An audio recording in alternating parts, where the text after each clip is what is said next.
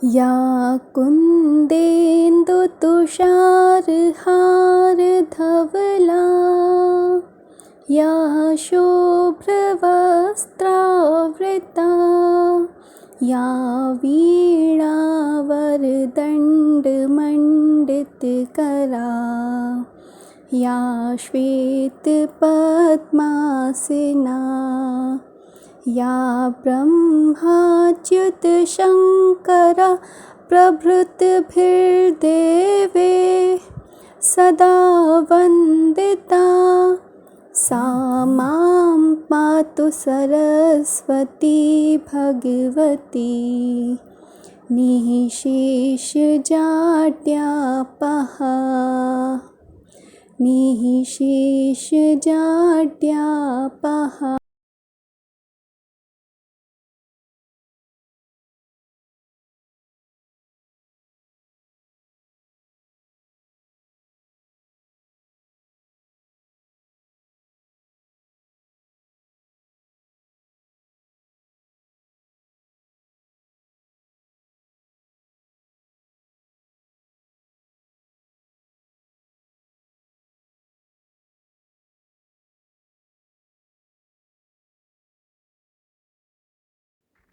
Sigmund Freud का जन्म Austria के फ्रीबर्ग शहर में 6 मई सन 1856 में हुआ था और लंदन में 23 सितंबर सन 1939 में उनकी मृत्यु हुई। डॉक्टर फ्रायड ऑस्ट्रिया के तंत्रिका विज्ञानी थे तथा मनोविश्लेषण के संस्थापक थे। मनोविश्लेषणात्मक संप्रदाय की स्थापना सिगमंड फ्रायड ने की, अतः इन्हें मनोविश्लेषणात्मक विज्ञान का जनक कहा जाता है। डॉक्टर फ्रायड ने मानव मन का विश्लेषण किया और एक नई विचारधारा का प्रतिपादन किया, जिसे आज हम सब मनोविश्लेषणवाद के नाम से जानते हैं। नमस्कार, हम इस वीडियो में सिगमंड फ्रायड के विशेष अध्ययन द्वारा दिए गए मनोविश्लेषणात्मक सिद्धांत के बारे में जानेंगे। फ्रायड ने मानव मन का विश्लेषण कर मन की 3 संरचनाओं एवं व्यक्तित्व की 3 संरचनाओं के बारे में बताया और मन की ये 3 संरचनाएं किस प्रकार व्यक्तित्व की संरचनाओं से जुड़ी हैं, इसके बारे में बात करेंगे।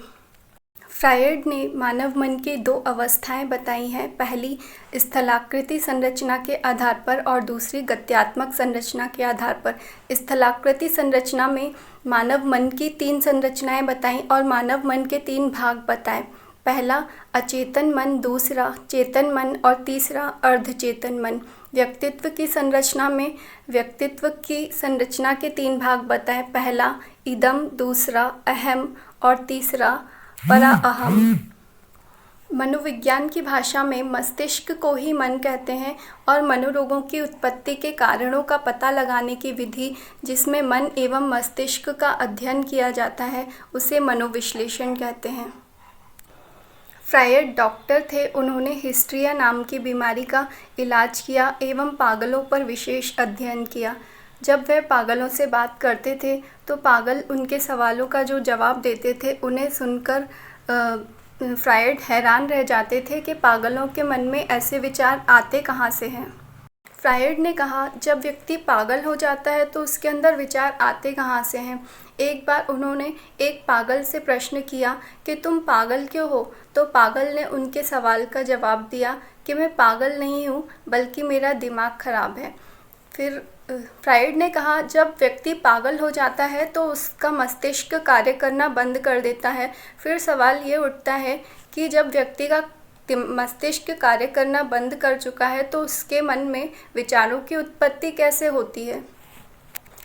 तब फ्रायड ने अपने अध्ययन से बताया कि मनुष्य के पास एक प्रकार का मस्तिष्क नहीं बल्कि 3 प्रकार का मन होता है। पहला अचेतन मन, दूसरा चेतन मन और तीसरा अर्धचेतन मन। अर्धचेतन मन चेतन और अचेतन के बीच की अवस्था होती है। अचेतन मन यह मन का लगभग 90% हिस्सा होता है। इसे दमित इच्छाओं का भंडारगृह कहा जाता है। जितनी भी अनैतिक, असामाजिक, भूख, प्यास ऐसी इच्छाएं हैं, यह सभी हमारे अचेतन मन में दबी रहती हैं। मानव मन के इस भाग का चेतन मन इस्तेमाल नहीं कर सकता। यदि इसकी दबी हुई इच्छाएं प्रकट हो जाएं हमारी नियंत्रण शक्ति से बचकर, तो यह आगे मिलकर किसी गंभीर बीमारी का रूप ले सकती हैं या कोई मनोरोग उत्पन्न कर सकती हैं। चेतन मन, यह हमारे मन का लगभग 10% हिस्सा होता है। हमारी दैनिक दिनचर्या में हम जो भी सोचते हैं, महसूस करते हैं, वह सभी हमारे चेतन मन द्वारा ही संचालित होता है। चेतन मन तब तक ही कार्य करता है जब तक हम जागते हैं। जब हम सो जाते हैं तब चेतन मन भी शांत हो जाता है। अर्धचेतन मन, यह चेतन तथा अचेतन के बीच का हिस्सा है जिसे मनुष्य अपनी इच्छा शक्ति से सक्रिय कर सकता है। जैसे स्मरण शक्ति का वह हिस्सा जिसे मनुष्य किसी व्यक्ति या घटना को याद करने में प्रयास करता है और उसका उपयोग करता है। अपने कार्य के अनुसार भी मन को 3 मुख्य भागों में वर्गीकृत करा है। पहला है इदम। इदम सुखवादी सिद्धांत पर आधारित होता है। यह पशु प्रवृत्ति का होता है। अचेतन मन का राजा होता है, अर्थात दमित इच्छाओं को पूर्ण करने वाला होता है। ये इच्छाएं अतार्किक तथा अमौखिक होती हैं और चेतन मन में प्रवेश नहीं करती हैं। इदम शुभ और अशुभ में अंतर करने में असमर्थ होता है। दूसरा अहम। अहम वास्तविकता के सिद्धांत पर आधारित है, अर्थात चेतन मन का स्वामी होता है। वास्तव में अहम व्यक्तित्व का कार्यवाहक है। यह इदम और परा अहम दोनों के बीच सामंजस्य बनाने का कार्य करता है एवं हमेशा तनाव से मुक्ति के लिए सही मार्ग का चयन करता है। और तीसरा है परा अहम। परा अहम आदर्शवादी सिद्धांत पर आधारित है। यह किशोरावस्था में विकसित होता है। जिस व्यक्ति का परा अहम जितना अधिक विकसित होगा, वह व्यक्ति बुरे कामों को ना करने में उतना ही ज़्यादा सक्षम होगा। फ्रायड ने मन की तुलना बर्फ़ के शिलाखंड से की है।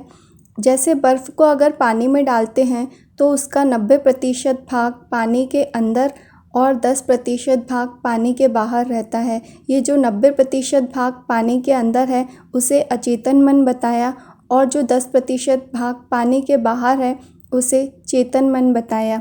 जो भी हमारे मन में बुरे विचार हैं अचेतन मन के, वो बाहर आना चाहते हैं चेतन मन में, परंतु हमारा अहम सदैव उसे बाहर आने से रोकता है। मनोविश्लेषणवाद का विकास। फ्रायड के मनोविश्लेषण संबंधी सिद्धांतों ने व्यापक प्रभाव पैदा किया, लेकिन उनके जीवन काल में ही उनकी मान्यताओं को उन्हीं के शिष्यों द्वारा चुनौती दी जाने लगी। फ्रायड ने मन की विभिन्न परतों और सपनों का जो विश्लेषण किया उसके महत्व से इनकार नहीं किया जा सकता है, लेकिन उन्होंने काम भावना को अपने सिद्धांतों में जो केंद्रीय स्थान प्रदान किया है उसे बाद के मनोविश्लेषणवादियों ने यथावत स्वीकार नहीं किया। उनसे मतभेद रखने वालों में स्वयं एडलर और युंग प्रमुख हैं, जिन्होंने स्वयं फ्रायड के साथ काम किया है। फ्रायड की तरह इन दोनों ने भी कला और साहित्य के संदर्भ में भी मनोविश्लेषणवाद पर विचार किया है। फ्रायड ने काम और व्यक्ति की दमित भावनाओं को सर्वाधिक महत्व दिया है। वहीं फ्रायड के शिष्य एडलर ने काम की जगह अहम को मुख्य माना, जबकि उनके एक अन्य शिष्य युंग ने दोनों को एक बराबर महत्व दिया। मनोविश्लेषण संबंधी सिद्धांतों का जितना प्रभाव साहित्य की अन्य विधाओं पर पड़ा, उतना ही प्रभाव आलोचना के स्वरूप पर भी पड़ा और उसी के परिणाम स्वरूप मनोविश्लेषणवादी आलोचना प्रणाली का विकास हुआ। मनोविश्लेषण और साहित्य। मनोविश्लेषण के प्रभाव की चर्चा हिंदी में भी तीसरे दशक से होने लगी। प्रेमचंद के बाद की पीढ़ी के लेखकों में जैनेन्द्र कुमार, अज्ञेय, इलाचंद्र जोशी के कथा साहित्य को मनोवैज्ञानिक धारा का कथा साहित्य कहा जाने लगा। इनकी कई कृतियों जैसे जैनेन्द्र के उपन्यास सुनीता और अज्ञेय के उपन्यास शेखर एक जीवनी की विवेचना मनोविश्लेषणवादी सिद्धांतों के आधार पर की गई। जैनेन्द्र ने मनोविश्लेषणवादी सिद्धांतों को गांधीवाद के साथ जोड़कर अपनी कथाभूमि निर्मित की, तो दूसरी ओर इलाचंद्र जोशी मनोविश्लेषणवाद के साथ साथ मार्क्सवादी सिद्धांतों से प्रभावित दिखते हैं। इस लिहाज से देखें तो अज्ञेय को शुद्ध मनोविश्लेषणवादी रचनाकार कहा जा सकता है। प्रसिद्ध आलोचक डॉक्टर नगेंद्र ने छायावाद और काव्य की अन्य प्रवृत्तियों की विवेचना में मनोवैज्ञानिक पद्धति का भी उपयोग किया। हिंदी साहित्य में जो परंपरा जैनेंद्र इलाचंद्र जोशी ने प्रारंभ की थी, इसके प्रभाव आज भी आधुनिक युग के उपन्यासकारों के प्रतिनिधि उपन्यासों में देखे जा सकते हैं।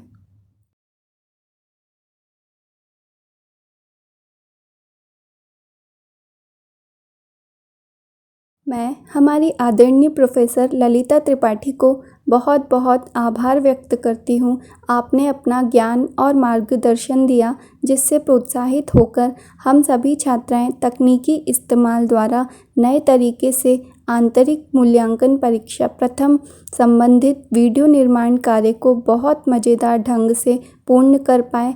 आपकी बहुत बहुत कृपा है, आपने हमें ये अवसर दिया। मैं आपकी सदैव आभारी रहूँगी। जय हिंद मैम, जय हिंदी।